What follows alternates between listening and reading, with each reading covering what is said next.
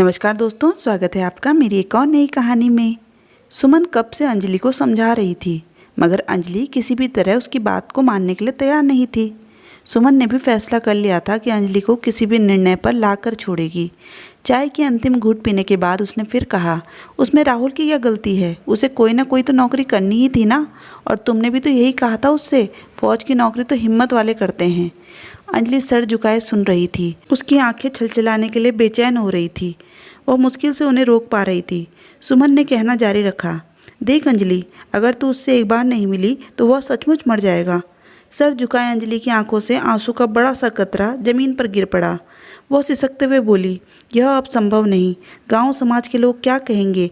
एक विधवा चरित्रहीन हो गई और बाबूजी भैया तो मेरे साथ उसे भी काट डालेंगे। क्या तू भी यही चाहती है? यह पाप है सुमन। सुमन लगभग गिड़गिड़ाते हुए बोली, मौत तो तुझसे बिना मिले भी उसे आ जानी है, तो एक बार मिल लेने से तुम दोनों की आत्मा को शांति मिल जाएगी। तभी दरवाजे की कुंडी बजते ही दोनों डर से खामोश हो गई। अंजलि ने कहा, शायद बाबूजी आ गए। तुमसे पूछे तो कुछ भी बहाना कर देना, मगर उसका नाम न लेना।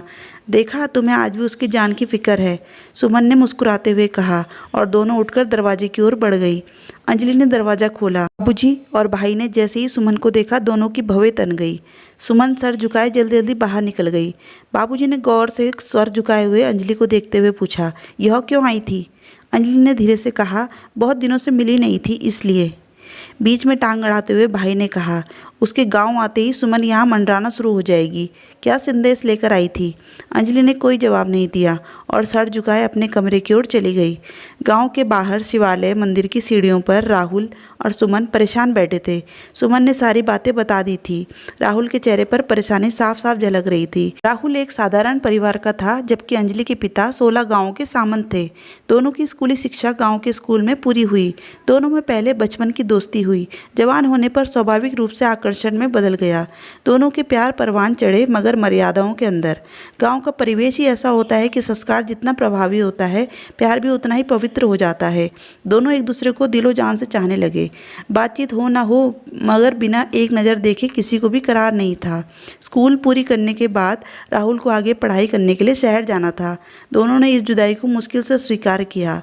अंजलि चाहती थी कि राहुल इस काबिल बन जाए कि उसके घर वाले अंजलि का रिश्ता मांग सकें। दोनों ने दिल पर पत्थर रख लिया। राहुल पढ़ने शहर चला गया। वो 2-3 महीने में किसी छुट्टी पर गांव आता, तब अंजलि से बड़ी मुश्किल से मिल पाता। पहले स्कूल के बहाने मिलना संभव होता था, मगर अंजलि की पढ़ाई पूरी हो जाने तथा राहुल के शहर चले जाने के बाद मुलाकात मुश्किल हो गई थी। दोनों ने इसका भी हल निकाल लिया। सुधा की पक्की सहेली सुमन दोनों की मुलाकात की वजह बन गई। सुमन हर बार दोनों को बहुत सहयोग करती। कहते हैं, इश्क छुपाए नहीं छुपता। वही हुआ। अंजलि और राहुल की मुलाकात की आग धीरे धीरे धुएं की तरह फैलने लगी। अंजलि के सामंती पिता और दबंग भाई तक बात पहुंचते ही घर में तूफान सा आ गया। पिता और भाई की निगाहें अंजलि के पीछे लग गई। अंजलि को बाप भाई के शक की जानकारी हुई तो उसके पाँव के नीचे से जमीन सरक गई। उसे अपनी नहीं बल्कि राहुल की फिक्र सताने लगी। इशारों इशारों में भाई ने उसके घर से निकलने पर पाबंदी लगा दी। अंजलि को डर सताने लगा कि कहीं राहुल को कोई नुकसान न पहुँचा दे। राहुल को गाँव में आते ही अंजलि ने सुमन के हवाले से खबरदार कर दिया कि वह इसके घर की तरफ ना आए और ना ही मिलने की कोशिश करे। उसकी जान को खतरा है। यह सूचना मिलने पर राहुल तड़प उठा। बेचैनी तो अंजलि की तरफ भी थी। राहुल कई दिन गांव में रुका, पर अंजलि से मिलने की कोशिश बेकार जा रही थी। अंत में सुमन ने एक रात मुश्किल से दोनों की आखिरी मुलाकात करवा दी। दोनों एक दूसरे से मिलकर बहुत देर तक रोते तड़पते रहे। अंजलि ने उसे एक आखिरी विकल्प बताया कि अगर राहुल जल्द कोई नौकरी हासिल कर ले तो शायद उसके घर वाले मान जाएं। अंजलि ने यह भी बताया कि पिता उसके ब्याह की तैयारी करने लगे हैं। दूल्हा ढूंढने की कोशिश शुरू हो गई है, इसलिए जो भी करना है जल्द करना होगा। राहुल ने अपने अंतिम वर्ष की पढ़ाई की परीक्षा देकर नौकरी की तलाश शुरू कर दी। इस बीच सिर्फ अंजलि के बारे में जानने के लिए वह कई बार गांव आया, मगर उससे मिल नहीं पाया। हाँ, सुमन के मार्फत उसके बारे में जानकारी जरूर मिलती रही। राहुल की मेहनत रंग लाई। उसे फौज में नौकरी लग गई। यह खुशखबरी देने के लिए राहुल गाँव आया। अंजलि को जब राहुल की नौकरी के बारे में सुमन ने बताया तो वह खुशी से रो पड़ी। सुमन ने यह नहीं बताया कि राहुल को फौज में बहाली हुई है। दोनों कई दिनों तक मिलने के लिए बेचैन रहे। अंत में थोड़ी देर के लिए मुश्किल से दोनों मिल सके। अंजलि को राहुल ने फौज की नौकरी के बारे में बताया तो वह रो पड़ी। उसने जान पर खतरे वाली नौकरी क्यों कर ली, यह पूछने पर राहुल ने बताया कि जल्दी में उसे यह निर्णय लेना पड़ा। अगर वह जल्द नौकरी नहीं करता तो उसका रिश्ता कैसे मांगने आता। अंजलि ने प्यार में मजबूर अपने प्रियतम से लिपटकर रोते हुए कहा, बाबूजी फौज की नौकरी के बारे में जानकर इनकार कर देंगे। हुआ भी वही। राहुल ने अपने माता पिता को मुश्किल से अंजलि का रिश्ता मांगने के लिए तैयार किया। पिता का कहना था कि अंजलि के पिता सामंत है, बड़ा खानदान है, हम लोग छोटे हैं, कैसे रिश्ता मांग सकेंगे। मगर बेटे की जिद के आगे उन्हें झुकना पड़ा। राहुल के माता पिता की बड़ी बेइज्जती हुई अंजलि के घर पर। अंजलि के बाप ने पहले तो यह कहकर इनकार कर दिया कि गांव के गांव में शादी नहीं होती। दूसरी बात, बेटा फौज में है, पता नहीं कब सरहद पर शहीद हो जाए, वह अपनी बेटे की ज़िंदगी के साथ खिलवाड़ नहीं कर सकता। राहुल के पिता की हैसियत भी याद दिलाई। कमरे के बाहर खड़ी अंजलि सुनकर रो पड़ी। उसे चक्कर सा आने लगा। वह तो साथ में सुमन थी जिसने उसे गिरने से बचाकर कमरे में ले गई। अगली सुबह अंजलि ने पिता के सामने विद्रोह करने की कोशिश की, जिसे पिता और भाई ने सख्ती से दबा दिया। राहुल की पोस्टिंग एलओसी पर हो गई। उसे मजबूरन ड्यूटी पर जाना पड़ा। उसने सुमन से अंजलि को कहलवाया कि जल्द ही लौटकर वह एक बार फिर कोशिश करेगा। राहुल को सरहद पर गए 2 महीने हो गए थे। वहाँ संचार का माध्यम सिर्फ डाक खाना था, जो सप्ताह में 1 दिन आता था। अंजलि छुपकर पत्र लिखती और सुमन के द्वारा पोस्ट करवाती। राहुल रोज अंजलि के पत्र की प्रतीक्षा करता। वह अंजलि को जवाब नहीं दे पाता क्योंकि उसने मना किया था। इस बीच अंजलि का पत्र आया। उसने लिखा था कि पिता ने उसकी शादी तय कर दी है। 10 दिनों बाद बारात आना तय है। इस खबर से राहुल की धड़कनें बढ़ गई। वह बेचैन होने लगा। समझ में नहीं आ रहा था कि क्या करे। बॉर्डर पर टेंशन चल रही थी और छुट्टी मिलने की कोई गुंजाइश नहीं थी। जिस दिन अंजलि का ब्याह था उस दिन राहुल अपने बंकर में बैठा छुप कर आंसू बहा रहा था।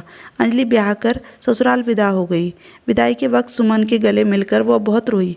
उसने राहुल के नाम अंतिम संदेश दिया कि उसे क्षमा कर दे और अपना संसार बसा ले। सरहद पर जंग खत्म हो गई थी। बहुत से सैनिक छुट्टी पर चले गए थे। मेजर ने उसे भी छुट्टी की पेशकश की, मगर राहुल गांव नहीं जाना चाहता था। ऐसे ही 1 वर्ष बीत गया। इस बीच राहुल की पोस्टिंग दूसरे बॉर्डर पर हो गई। घर वाले उसे बुलाते मगर वह कोई न कोई बहाना बना देता। माता पिता को नियमित रूप से पैसे भेजता रहता। एक दिन सुमन का खत आया। उसने लिखा था कि अंजलि के पति की एक एक्सीडेंट में मृत्यु हो गई। अंजलि को उसके ससुराल वालों ने वापस मायके भेज दिया है। इस खबर से राहुल बहुत दुखी हुआ। उसे अंजलि की चिंता होने लगी। उसने गाँव लौटने की तैयारी कर ली। सुमन ने बताया कि राहुल गाँव आया है तो अंजलि सिहर सी गई। वह चिंतित हो गई कि अब क्या करेगी। उसे मालूम था कि राहुल के वापस लौटने से कभी भी बड़ा हंगामा खड़ा हो सकता है। अंजलि को खुद से ज़्यादा राहुल की चिंता थी, इसीलिए वह उससे मिलने के सुमन के आग्रह को स्वीकार करने से इनकार कर रही थी। अंजलि के इनकार के बाद सुमन ने शिवालय में राहुल को सब कुछ बता दिया। राहुल समझ नहीं पा रहा था कि अब क्या करे। अंजलि के भाई ने अंजलि से कड़े लहजे में कहा, अंजलि मैं आखिरी चेतावनी दे रहा हूँ, राहुल गांव आ गया है। सुमन को तुमसे अचानक मिलने आना यह बताने के लिए काफ़ी है कि वह राहुल का संदेश देने आई थी। अगर यह सच है तो तुम ऐसा कोई भी कदम मत उठाना जिससे उसकी और तुम्हारी जान को खतरा हो। अंजलि ने भी अब जवाब देने की ठान ली थी। उसने कहा, हाँ यह सही है कि सुमन यही बताने आई थी। मैंने राहुल से मिलने के लिए मना कर दिया है, मगर जहाँ तक उसके या मेरे मर जाने की खतरे की बात है तो वह फौजी है। जान देना या जान लेना उसके लिए मामूली बात है। मैं तो उसी दिन मर गई थी जिस दिन आप लोगों ने ज़बरदस्ती मेरी शादी करवाई थी। इतना बोलकर अंजलि अपने कमरे में चली गई। राहुल की आंखों में नींद नहीं थी। वह पूरी रात जागता रहा। उसने निश्चय कर लिया कि कल हर हाल में अंजलि से मिलेगा। सुबह की पहली किरण के साथ गांव में हलचल शुरू हो गई थी। किसान हल, फावड़ा, बैल को हाँकते हुए खेत की ओर निकल पड़े थे। अंजलि के पिता और भाई को शंका थी कि राहुल अंजलि से मिलने जरूर आएगा। दोनों पूरी तैयारी के साथ घर पर मौजूद थे। अंजलि अपने कमरे में घबराई हुई बैठी थी। वह बार बार खिड़की के घर के बाहर वाले रास्ते को देख रही थी, जहाँ से राहुल के आने की संभावना थी। वह भगवान से प्रार्थना कर रही थी कि राहुल उससे मिलने की कोशिश न करे। दोपहर ढलते ही किसी ने अंजलि के भाई और पिता को सूचना दी कि राहुल बाहर वाले रास्ते पर देखा गया है। भाई और पिता गुस्से में लाल हुए जा रहे थे।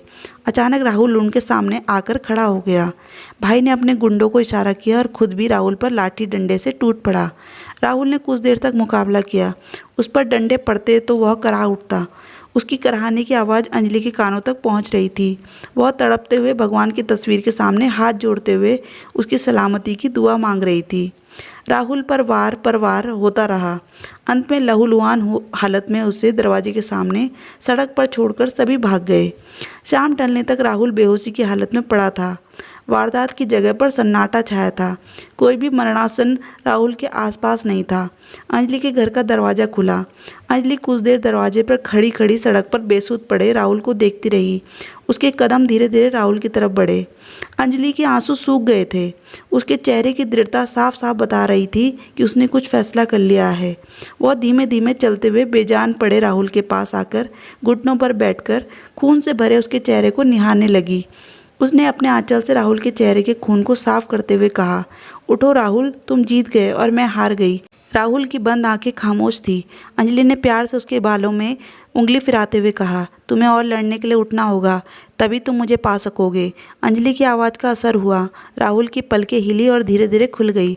उसने अंजलि को देखा और मुस्कुरा दिया। अंजलि ने उसे किसी तरह उठाया और धीरे धीरे चलते हुए घर के अंदर प्रवेश कर गई। राहुल निढाल कुर्सी पर बैठा था।